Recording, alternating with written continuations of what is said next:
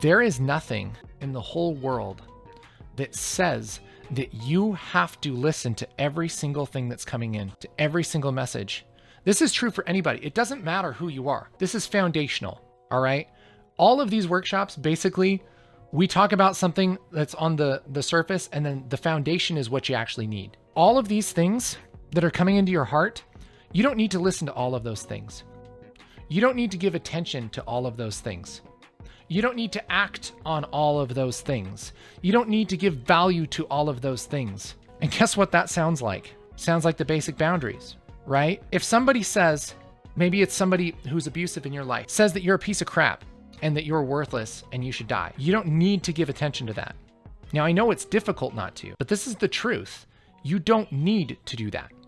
There is nothing saying that you have to give attention, that you have to give value to that. You don't need to give that your mental time. You don't need to act on that. There is no reason to do that. And what happens is we feel like we need to consider everything. Absolutely everything gets a fair share. Our fears, our relationships, media, family, like everything. What dad says is just as important as what your friend says. And that's the problem. Not everybody in your life has earned a place in your life to speak to your heart. Think about this, because the metaphor kind of twists around again. Let's say you have a sandbox. This is your sandbox. You got a cool truck in there. You got like such a cool little truck. There's our little dump truck, right? Got an excavator in here. It's dope. It's the best. That was one of my favorite toys when I was little. It's a little excavator. It had a little pulley thing on it. You could do the sand shovel thing.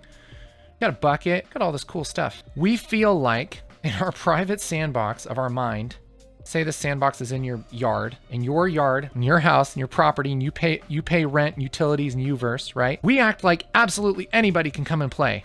Doesn't matter who they are. Like anybody at any point in our life, doesn't matter if we know them, doesn't matter if they're a serial killer, can just come and play in our sandbox. Doesn't matter. Just whoever wants to. Free reign. Come play in the sandbox. You can play with my Tonka truck that I love so very, very much. And it's fine. I don't care if you steal it and break crap. Somebody comes over here and breaks your Tonka truck. Guess what? They're not going to be trusted with your Tonka truck again. I get upset about people breaking my toys. That's mean. It's mean when people break toys. You know what I mean? But we act like it's okay for anybody to come and play. You wouldn't do this. You wouldn't set up a sandbox in your backyard and just be like, random person that just steals crap all the time. Why don't you come and play in my sandbox? Like that'd be idiotic. But here's the thing. We let anybody we want in the whole world come and play with our thoughts and our feelings and our heart. What the heck? That's messed up. That doesn't make any sense. Here's the truth. In your mind, not everyone can come and play. Not every thought is okay to come and play in your sandbox. And letting anyone come and play in your sandbox is not being loving and accepting. It's being stupid. Because like, honestly, I'm not trying to beat you up. I'm not trying to say you're stupid. I'm saying that that's not a smart idea, because if somebody comes in and steals you and breaks your stuff, that's not a smart thing to do, to let them actually mess with your stuff. If somebody comes in and is constantly doing things that damage your heart, it's not smart to let them in. If they are consistently doing things that hurt you, guess what? You don't have to let them continue doing that.